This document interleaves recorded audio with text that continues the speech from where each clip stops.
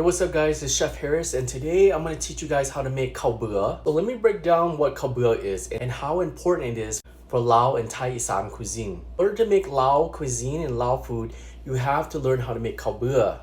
It's a rice slurry pepper herb paste. Khao Bua is used to make authentic Lao dishes such as Galangal, which is a Lao bamboo soup. It is used in mok pa, mok kai, which is a steamed herb chicken. Also used in soup no mai, mok no mai, bamboo salad, and steamed bamboo. And of course, if you want to make my Lao beef stew, sin om sim, gang om, need to know how to make the rice slurry herb pepper paste, Khao Bua. Khao Bua is used as a thicken agent. So what it does, it thickens the broth. It makes it really nutty, very delicious from the glutinous rice. So it's so important to have this. Making Lao food is very intimidating. I know a lot of people who watches my channel are maybe foreigners or new to the culture or not even Lao but enjoy Lao food. Even kids who are going college that writes me and asks for the exact measurements. This one is for people who are new to Lao food and beginners. If you're not, go ahead and scroll because you probably know how to make this. I want to spend time with people who are new to our culture or want the exact measurements. My mission is to help preserve Lao food and culture, and a lot of times the new people, the new kids, the next generation, they get intimidated to make Lao food because a lot of the time their parents won't give them the exact measurements. They just want them to measure with their heart and to ga'ao, and that's not how we're gonna do it. First, in a large mixing bowl, you're gonna add 3 cups of glutinous rice, followed by adding 4 cups of water. So we're gonna soak this for a minimum of 2 hours. What this is gonna do is gonna help the rice break down easier when you process it in a processor or when you smash it in a pestle and mortar, like this, in a pestle and mortar. What the rice do to a lot of the stew and broth is gonna make it very nutty. It's gonna work as a thickening agent. For the stew, it's gonna make it very thick and it's gonna give it a very nice aromatic nutty flavor to the broth, to the stew, or the steamed dish. Next, you're gonna need 3/4 of chopped lemongrass or minced lemongrass. Next, you're gonna need 3 to 4 thinly sliced pieces of galangal, okay? If you get it fresh, even better. Next, we're gonna need a 1/2 cup of minced garlic. So I have frozen minced garlic here. You have fresh, use that. Followed by your desired amount of chili peppers. So this is a handful right here. And lastly, 3/4 of a cup of chopped shallots. So next, we're gonna throw this all in a processor or in a pestle and mortar. Pestle and mortar, sak and Khao Bua in Lao we say, or in a large processor. So in today's case, I'm gonna use the processor because a lot of people don't have a pestle and mortar. Now, you can find a pestle and mortar, it's really easy nowadays.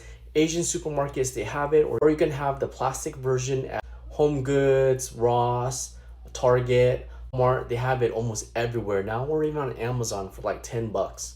Invest in it, I promise you it'll be good. When you smash it, it releases the natural flavor. So I would highly recommend getting a pestle and mortar if you can.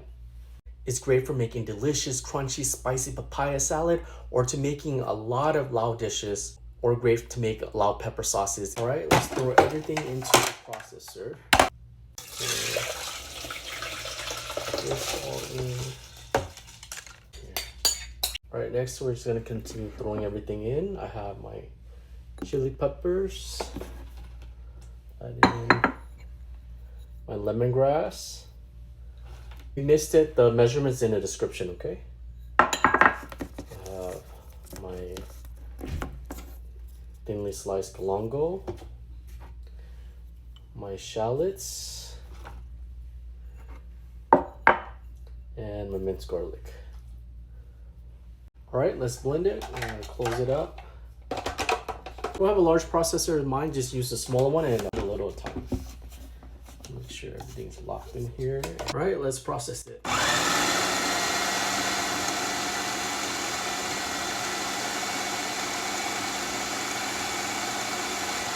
And we're done. I processed this for at least like 2 to 3 minutes. Let's take a look at the results. All right, final results. Let's go ahead and pour it all in.